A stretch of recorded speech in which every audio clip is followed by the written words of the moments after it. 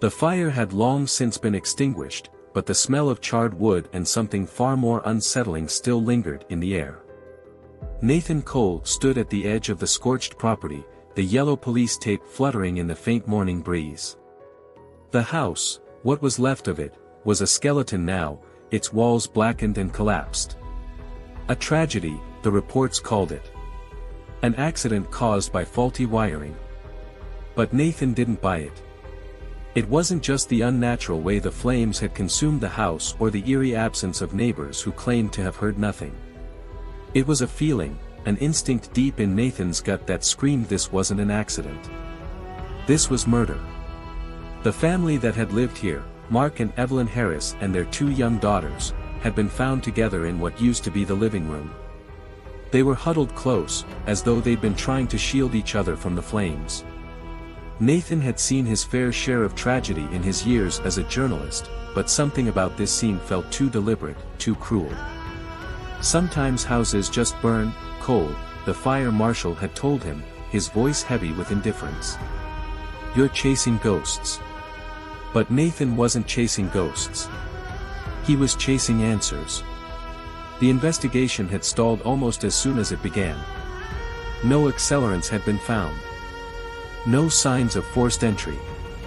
The fire had consumed everything so thoroughly that even the evidence, if there had been any, was reduced to ash. The police had already closed the case, labeling it a tragic accident. Yet, Nathan couldn't walk away. He started digging, interviewing neighbors, friends, anyone who had even a shred of information about the Harris family. Weeks turned into months, and Nathan's obsession grew. But no matter how many late nights he spent combing through old records or re-examining photographs of the wreckage, he couldn't find a single clue that pointed to foul play. The doubts planted by everyone around him started to take root. Maybe he was wrong. Maybe it was just a freak accident, a cruel twist of fate. But then, one gray afternoon, while sifting through a stack of old newspapers in the library, his fingers paused over a faded article. The headline struck him like a lightning bolt.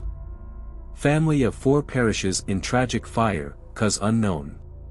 Nathan's eyes scanned the article, his breath quickening. It wasn't just the headline, it was the photograph accompanying it. A house stood prominently in the image, untouched by time. It was the house. The very same one that had burned down months ago. And the family? Their names weren't Harris, but they matched an eerie parallel, a father, a mother, 2 children, all killed in a fire 15 years earlier. The article sent chills racing down Nathan's spine. The more he read, the more his unease grew.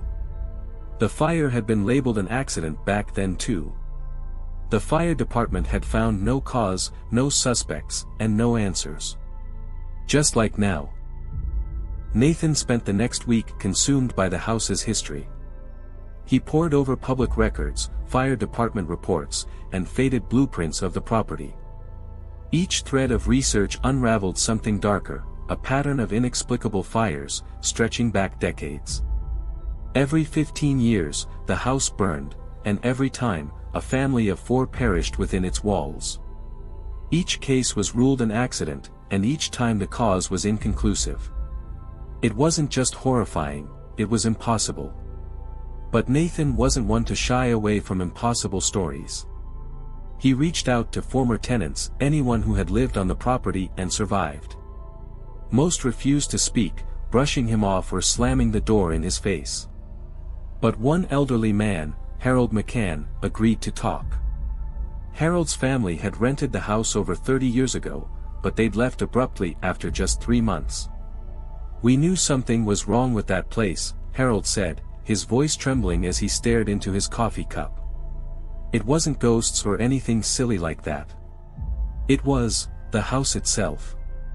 Like it was alive somehow. It creaked and groaned at night. My wife swore she heard whispers in the walls. Nathan frowned. Did anything unusual happen while you lived there? Harold hesitated, then nodded. The fire alarms went off randomly, but there was never any smoke. Lights would flicker, appliances would short out. And once, my youngest son's room caught fire out of nowhere. A corner of the carpet just ignited. That's when we packed up and left." Nathan pressed for more, but Harold clammed up after that, his hands shaking too much to hold his coffee. Whatever Harold had seen, or thought he'd seen, had scarred him deeply. Nathan left with a mounting sense of dread. It wasn't just faulty wiring or old wood causing these fires. There was something sinister at play. Something no one wanted to name. Late one night, Nathan parked his car across the street from the house. It was slated for demolition soon, and he knew this might be his last chance to investigate. The property was eerily silent, the blackened skeleton of the house standing stark against the pale glow of the moon. The smell of ash and charred wood still clung to the air, heavy and suffocating. Nathan climbed over the sagging police tape and stepped inside, his flashlight casting long, jagged shadows across the scorched remains. The living room was unrecognizable, a hollow husk of its former self. But as Nathan moved deeper into the house, a strange sensation prickled at the back of his neck. The air was warmer here. Too warm. He reached the center of the living room and froze. The charred floor beneath him was covered in strange markings, almost invisible beneath the soot. Symbols. Circles. Lines that twisted and overlapped in an intricate, chaotic pattern. Nathan crouched down, running his fingers over the grooves. They weren't random, they'd been carved into the wood, deep and deliberate. What the hell? A faint sound echoed through the room, so soft he thought he imagined it. A low hum, like distant machinery. Nathan turned, his flashlight sweeping across the room. The hum grew louder, vibrating through his chest, and the warmth in the air intensified, turning into a suffocating heat. Then he saw it. The symbols on the floor weren't just carvings. They were glowing, faint at first but quickly growing brighter, pulsing with a sickly orange light. Nathan stumbled back, his heart pounding. The hum became a roar, and the air around him seemed to shimmer, distorting like heat waves. The floor beneath him began to vibrate. Nathan, a voice whispered his name, so close it could have been right next to his ear. He spun around, but no one was there. Nathan. The glow from the symbols intensified, and the heat became unbearable. Nathan's flashlight flickered, then died, plunging him into darkness save for the fiery light emanating from the floor. He scrambled toward the door, but the moment he stepped off the symbols, the floorboard splintered beneath him. He fell, crashing into the basement below. The impact knocked the wind out of him, and for a moment, he just lay there, gasping for air. But when he opened his eyes, his blood turned to ice. The basement was untouched by fire. The walls were pristine, lined with shelves of old, leather-bound books and jars filled with unidentifiable substances. In the center of the room was a massive furnace, its iron door glowing red-hot. Before Nathan could move, the furnace door swung open, and a blinding light engulfed the room. When the demolition crew arrived the next morning, they were met with an eerie silence.